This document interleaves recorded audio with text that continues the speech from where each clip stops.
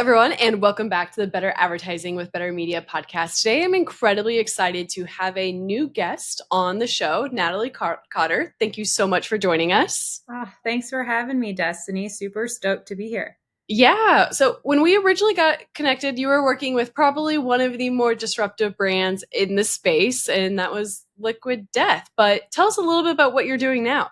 Yeah, Liquid Death was a really fun ride. I joined them about 3 years ago and worked with them through some of their most transformational years digitally. Recently left back in the spring and am now working with startup CPG brands to help them really win online. That is amazing. Now, that's pretty broad. Helping CPG brands win online. And that can be kind of overall encompassing. What are the biggest things? What are the keys to winning online when you consider that? There's a lot of keys. Um, I think overall, just being, really honest with who you are as your brand and sort of bringing that to life, whether it's in the, walled gardens of the Amazons of the world or within a delivery app ecosystem. I think there's a lot of opportunities for you just to bring your brand to life in the digital world in a lot of ways that, the marketplaces or your D2C website can just sort of support your brand as you grow both in store and online. Yeah, that's a whole conversation to be had, honestly. A lot of people still look at the Amazons, the Walmarts, and kind of consider it a brand devaluation. They don't necessarily realize, I think, the opportunities both of those marketplaces drive. And maybe the trade-off is not having access to as much as your data as you would D2C, but the traffic and I think the opportunity and potential is definitely well worth it. Yeah, that's a really good point, Destiny. And I was actually talking to someone not too long ago about just the value of like the traffic and conversion on Yeah. Amazon, and just the potential there. And I think it brings up the conversation of D2C versus Amazon a lot, and where to spend your time and resources. Because you could have the best converting product page in the world, but if no one's going to go to it, then that doesn't matter, right? And so it's finding that balance of how can you set your brand up for success online, and oftentimes a lot of testing and learning. And one avenue that's been really popular recently in CPG is TikTok Shop. So I think Yeah. everyone's trying to learn that one really quickly, because it's just another avenue for diversification online. And how can you sort of test all of these different things and figure out what works for your brand? Absolutely. Not to mention a few weeks ago, I mean it's been a bit. Amazon's rolled out the capabilities to drive traffic from Amazon directly to a consumer's website. The first time I saw it tested, I want to say wasn't Prime Day, but it was maybe Black Friday, Cyber Monday tentpole, right? Well, a few weeks ago I noticed that not only are they driving traffic to D2C sites directly from Amazon, but they're also allowing an AI agent to complete purchases on the site. So you don't even need to leave Amazon. You can see Crazy. the website ish, and then it's like, do you want our AI agent to check out? Which is interesting because obviously OpenAI's announcement of having a checkout experience in app has been going viral, but Amazon's already moving on that opportunity. Will they be able to sell the story and get brands to adopt? I don't know. There's a lot of uncertainty when it comes to, again, losing access to customer data, but the future's exciting. It really is. And I think it's going to look totally different. I think we're going to wake up one day 5 years from now and say, "Oh my God, what happened?" But yeah, I mean, it's interesting too when you think about Amazon. One of their core foundations when they started decades ago now was they wanted to be the everything store, Yeah. and now as they get bigger, and it's interesting as you go into these annual vendor negotiations, and they're clearly focused on profit now. How can they sort of set up these customer experiences to still be the everything store, but it not hit their bottom line? Absolutely. And you just think about, what do customers want? Yeah. There's a reason, Walmart stock their shelves a very specific fashion, and the digital shelf is not that much different. Yeah. It's the key players in the space, what's going to convert the best and who's going to drive the most traffic. It really boils down to that. You give your spiel about, how do you be successful online? In my opinion, it really comes down to those two levers. I think a lot of people struggle to understand what's the best thing to work on first when there's 700 different variables. It's like, how is your traffic and how are you converting? And then you can kind of take baby steps once you know those two things. Right, right. And it's so important to start with a good foundation too, because Yeah. if you have, crappy images on your product pages. Again, back to the conversion Yep. conversation. You can't even think about running ads or driving meaningful offsite traffic until you have a good Yeah. experience online. And so it's some of those like foundational elements that, especially on Amazon, you have to have in place to get in the flywheel. Otherwise, you're pushing Yeah. the boulder uphill. It's a fun probably role for you to be in coming from the Liquid Death experience and now advising brands. I feel similarly in that we've been in the space for so long that the basics just come natural to us, Mm-hmm. conversion and traffic. But brands who are not familiar with online or who are not native to the e-commerce experience don't understand that. So I think sometimes like I love getting hyped up about like the TikTok shops, the AI enablement, the AMC things. I always need to take a step back and be like, no, actually, we got to check on that foundation. That's the place you're in. You're going from probably one of the most well known brands, more disruptive brands in the world right now, probably had very different problems than the brands that you are now educating. Yeah, I think it's really interesting how understanding Amazon is just such a great skill set to have. And I think a lot of people really value right now in our current day and age. And, with Liquid Death and other clients that I've worked with, it is interesting how sometimes they nail marketing so well, Yeah. or they nailed, a brick and mortar experience, whether it's like, they got an Albertsons early or they got in 7-Eleven early Yeah. and they had this really great success, which is awesome, but they never had the digital experience or the marketplaces thing nailed down. And Yeah. so coming in and sort of helping a business at that critical moment has been really, really interesting. And I actually have one client too, that is an international client, and they've been wildly successful in the CPG space. And now coming to the States, they're like, this is a whole different ballgame. How do we really work together on Amazon, especially knowing Amazon US is the biggest Amazon in the world? Yeah. You bring up a good point of brands sometimes tend to think in silos. And I actually got into a healthy debate with someone on LinkedIn this week about that exact topic. They had made this statement that if you take a talented in house team and put them up against a talented agency, the in house team wins every single day. And I was like, it's a bold statement. I've seen a lot of incredible in house teams, but I wouldn't say every single day. And I Mhm. think the reason being is one thing that we see is brands do typically nail something incredibly well, and it's what made them successful. But that leads to bias in other areas of the Mhm. business. Like Liquid Death, I can only imagine the Amazon advertising struggles you all would have when it came to like branded search versus non branded acquisitions and what that looked like because of that initial success. And I think you also came from SaaS side prior to working brand side. So you have good visibility to both. But agency side does bring a lot of category knowledge. And I think that's really important to have, to your point of really how do you lean into what made a brand successful, but also show them the other areas or avenues that they're going to need to get right to expand into e-commerce. Absolutely. And I think it's important, when you're working with multiple clients, that's adds so much value to every client that you work with. Just working across different categories, you learn, oh, hey, I tried this new thing over here with this client. Let's go apply that over here when it makes sense in a similar category. And I think that's the huge value and unlock on the agency or consulting side is just in Yeah. general, you're not stuck in, hey, I've been in this role for a year plus. We've always done it this way. It's harder to challenge things. It's just easier to get into that status quo. And then when you can kind of be knowledge sharing between what's happening amongst the peer set, I think that's wildly valuable too. Absolutely. Now, I want to talk a little bit about the Liquid Death success because everyone knows how successful they are off platform. I think everyone has seen the commercials go viral and all of the fun partnerships. And I take the Mary Ruth sleeping at least once a week. I don't know if people realize how well they translated that success to also Amazon success. I believe a lot of their recent, is it the sparkling or the tea launches hit number 5 or top in beverages Oh yeah. really, really quickly. How do you feel like you were able to capitalize on the momentum and the marketing they're good at off platform to on platform success? Did it translate incredibly well, or were there things that you had to really work on to make sure that success also worked on Amazon? Yeah, that's a really great question, Destiny. And our iced tea launch was one of my first launches shortly after joining the company, which was a really fun one. We loaded in a Born to Run. We were ready to go. Yeah. And then within 48 hours of launch, we actually sold out of all of this inventory that we thought Good was and bad problem to have.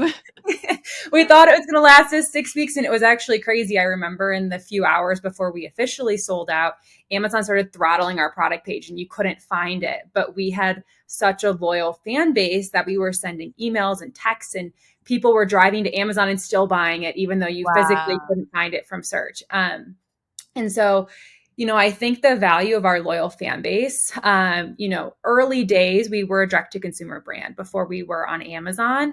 And so, in those early innings, we were able to capture a lot of that first party data. And our loyalists were true loyalists. Another thing that we did to sort of build that base was we had the Liquid Death Country Club experience. You'd go to a Live Nation concert or an in-person experience, and you could go to the Liquid Death Country Club and you could sell your soul to be a part of the country club. What we were doing there is we were sort of growing that loyal fan base. So whenever we had a new item launch on Amazon or Prime Day, or we were trying to drive traffic, it was just such a great place to like go tell people. And then they posted on social media, and then we pair that with some influencers and a fun in-house production video that we would do. So I think it was more so knowing that Amazon, you're working within the Amazon box, but how can you kind of do it differently and still staying true to who you are? Another fun thing that we did was in the Q&A section on the product pages, we would like plant certain questions in there and then answer them within our marketing voice, to talk about the flavor of the product And or make it fun. Yeah. And we made it really fun. And we did something similar to, on our direct to consumer website. But I think it's just staying true to who you are as a brand and knowing how to activate it within the confines of the marketplaces. Absolutely. Two really key points there, kind of like reiterate on, is the thing that the Liquid Deaths and the Dude Wipes and the Elf Cosmetics do so well is they know that audience. And something I see frequently, Amazon brands make the same mistake over and over, is they try to target everyone and effectively convert no one. I mean, they take the opportunity that Amazon's providing them with, and they get too big for their britches, and they create a listing that is just diluted and good for everyone, but actually not driving that authenticity. And I think something Liquid Deaths obviously leaned into incredibly well from the very beginning. I think one of the first viral campaigns was taking all of the negative feedback and putting it into an ad, and it attracted the right customers. So that's something I would like really hit on for any brands listening in, is figure out what the ideal audience is and build that evangelism. The second thing I would say you all did really well is you played, again, I think you said played within the confines of the retailer. And that was what you all did with Amazon. You viewed it as what it is, a bottom of the funnel way to capture demand. Yep. And a lot of brands want to go to Amazon and create demand, but then they don't make the right investment, or they don't utilize anything upper funnel, or they don't do anything off platform. And that's such a big miss. You mentioned that when you couldn't find your listing within search, customers still went out of their way to find it, which is a really OG strategy. Anyone who's been, playing in the space for 10 years, search, find, buy used to be a strategy where you can manipulate how people interacted with the search results to improve your conversion rate. It's not within TOS. Everyone listening, Amazon, if you're listening, I am not recommending that. But that's inherently what happened here in a very natural fashion. You had so much evangelism. You created the demand off platform, and Amazon was just the avenue for customers to convert a little bit easier than maybe a D2C site, which is really powerful. Yeah. And I think there's also just this, on Amazon, there's only so many people going to Amazon to start their search or to start their shopping journey. And I think social media has really started to prime people around how can you meet customers where they already are. We were able to do that through text and email very effectively through some of our marketing campaigns, but there's also just this thought, and I think why TikTok Shop is really taking off is you're not waiting for them to come to you. You're going to them. And I think, as we think about like the evolution of programmatic advertising and the various audience targeting, I think it's going to just fundamentally change how retail works, because there are so many ads running around in front of our faces every day, that like, how do you stand out and how do you meet someone at the right point in their shopping journey? Not to mention, AI is providing contextual insights to people that are asking questions. So I think we're going to see this shift in the industry. Like the last 5 years have been about performance marketing. We have all of the access to data and all the customer touch points possible. AMC is just 10x that. Yep. I think AI utilizing all of the context that you have is meaning that you can no longer pay to be put in front of a customer Mm-hmm. or inherently how we used to be, right? AI is going to put some filters in place before providing a recommendation. Mm-hmm. So, what we're going to see is everyone kind of leaning or transitioning back into brand marketing, that billboard ad, that TV ad, putting your product in front of a customer before they're ready to convert is going Mm-hmm. to be so important. Because right now, if I go to AI and ask it, what shoes do I need? It's going to recommend a Nike shoe to me. It knows my searches. It knows my, benefits.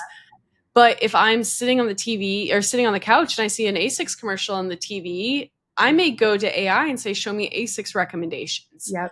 That's, I think, the way that brands are going to have to shift, which means the Liquid Deaths, the Red Bulls, the Dude Wives are in a really good place. They have a major competitive advantage, in my opinion, which is why we're seeing these disruptor brands make Yep. up so much share. That is what they're doing well. Well, I think what's interesting too is like the cost of advertising is getting so expensive now. I mean, some of my clients, you look at the CPCs and it's like $10 for, some basic Yeah. terms. And I know in sometimes like the supplement categories, you're getting up like $20, $30 CPCs. It's wild. Yes. So I think as that gets more expensive too, Liquid Death has done a really great job at how do we stand out? Even though maybe we don't always want to hash out budget for it. And they always did a really great job at, you're scrolling TikTok and you stop and you watch their video because it's so crazy and entertainment Yeah. driven. The hell is this? Yeah. So I also wonder if just to garner the attention of their customers, our brand's going to start doing even crazier things just because Yeah. the cost for like you were saying, this switch back to brand marketing over performance marketing. Performance marketing is also just getting so expensive. And how can brands make their dollar go further when they need it most? In a way that's authentic as well. I think that's going to be pretty key because you see the brands that try to lean into the disruptive marketing. Have you seen the Pine Sol ad that's recently going viral? Oh, I haven't. It's, I don't even know how to explain it, but if anyone's listening, it's definitely for Gen Z, made for Gen Z, which is funny. Pine Sol is inherently, typically, I would say, a more Gen X style Yeah. of product used to clean homes. There's pros and cons to it, and everyone's kind of wondering if it's actually authentic to their brand voice. I don't think it is, but it is doing what it sought out to do. It's very similar to the Duolingo Instagram account, right? But there's a level of, is it disruptive and still authentic? Because I think what we're seeing, this younger generation craves authenticity. We're seeing it more with AI. I think that's a reason why a lot of founder-led companies are successful. It's because they connect in a very authentic way. And I think that's going to be really, really powerful as more people do these crazy, chaotic stunts, the Paul brothers, things like that. People are going to make sure that it has to fit with your brand voice. Don't just go post something crazy for the sake of views. Make sure it's authentic and you're doing it in the right way. And what's so interesting, and this might be a hot take, but I feel like there's been influencers in the last couple of years who have come out with beverage or CPG or beauty brands. Yep. And it's been fascinating in the beverage space too, because, the alcoholic seltzers had a moment. Yep. I think like Sunny D even did one at one point. Yeah. It was a hot moment. Everyone was trying to jump on that bandwagon. But you look at some of these influencer led brands who aren't staying true to themselves. Yep. In one instance, I know one of the founders was sober and she launched a Unwell? alcoholic. Oh, No, not unwell. Yeah. It was a different one. But, I think like that authenticity is super important too for influencer led brands, which I think we're seeing some deviation there where influencers are trying to grab revenue versus staying authentic to themselves. And social media just like slashes them for it, unfortunately. Absolutely. And that's only going to get worse. I think, I mean, even the smallest thing, I've stopped posting near as much content that's just blog format or written content because everyone else is posting the same content with AI. I've been leaning into a lot more video content and audio content because I'm like, it's more authentic, I feel like. And I'm tired of seeing all of the AI posts. And you can tell when someone is just hopping on the opportunity for the sake of hopping on opportunity and releasing a brand versus someone who's truly passionate about it. And I think that's a fantastic call out that also just, I mean, reiterates everything else we've said on this episode. Mhm. Yeah. I, I I, think I it's had a so quick question. yeah. You mentioned TikTok, Yes. and I don't play in that space because I've been uncertain about making the investment with everything going on from a is TikTok going to be banned perspective. Yeah. What are your overall thoughts on that? If you're a brand right now, do you recommend you go ahead and set up and run with it, or is it too risky?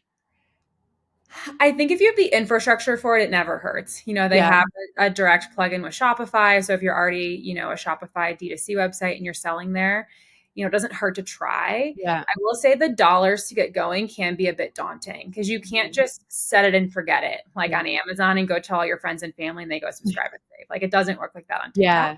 Um, but I actually work with a couple of brands and alongside other folks that run their TikTok shop businesses, that their TikTok shop businesses are sometimes bigger than their Amazon business, Wow. which is wild. Yeah. But what I also think is interesting is there's kind of this evolution right now, especially because I work with a lot of early stage brands, Mhm. sometimes pre-revenue or sort of series A-ish Yep. stage.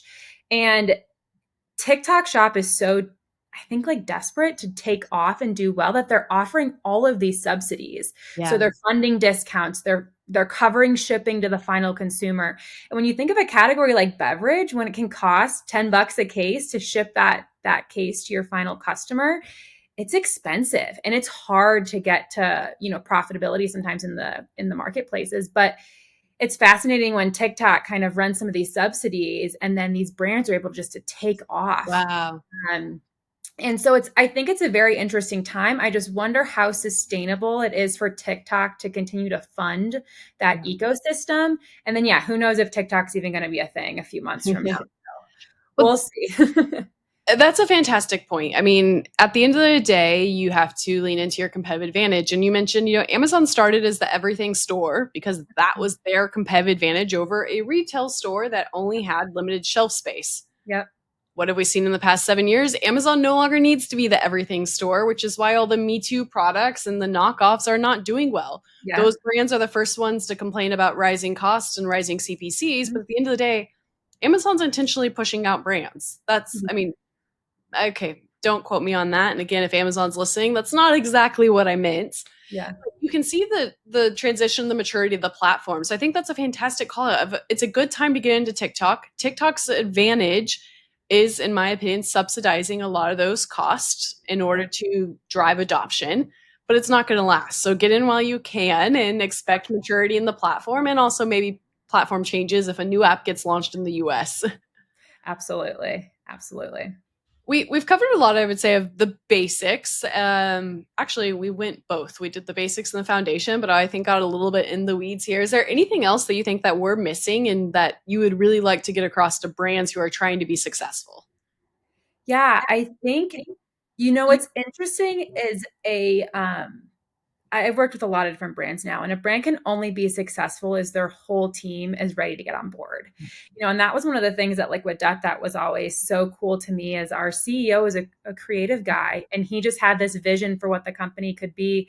And I've done speaking engagements at other conferences and things like that, and you get sort of the big CPG brand houses of the world in conversation, and you realize like, oh, because it's not top down for you guys, it's so hard for you to do things differently or for you to get a risque concept approved. And so what I've learned is that, working with a ton of different brands, both big and small, is that you have to understand how your organization works and how you can get buy-in from the various stakeholders, because Amazon and marketplaces and just digital in general can only be as successful as the team willing to get behind you.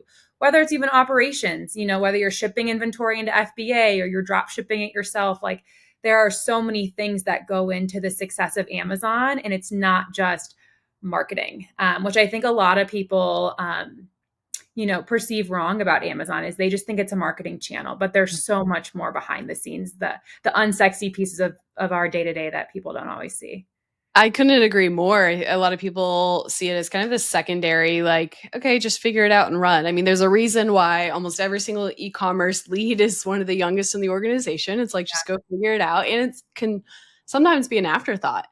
Yeah. And we see a lot of transitioning talent in this space because of that, because you get really good at your piece of the business, but the only thing that's preventing you from excelling is your leadership team. They don't necessarily understand the platform, so they shut it down. And I think that's why it's so important to be in our position where it is really education first. It's educating in order to get the buy-in, and then when that trust is built and you see the results, it's so much easier to invest in a platform. Yeah. And I think also too, just like the innate curiosity of the people that run businesses online is so fun. And I think it It keeps is. challenging the norm. And like we were saying, as we just the AI starts to come into play and the new platforms and social commerce, however that evolves, it's going to be us curious Yeah. people who are going to constantly be pushing the envelope, trying things a new way, which is so exciting. I love being on sort of the cutting edge of all of that. I couldn't agree more. I think we're seeing a generational shift. I think, the Gen Zers are used to a rapid pace and things changing quickly. I think that's what social is driven for them.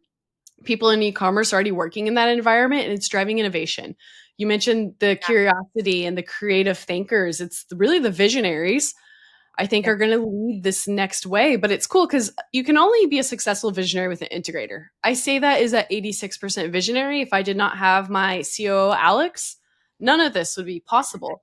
But AI is providing a level of integration that maybe people didn't have before. So I think you have all these people walking around with big ideas, and they're going to be able to use AI to make those ideas accessible. And that's a fun, like, we're in a renaissance era. It's going to be a really cool we time. are.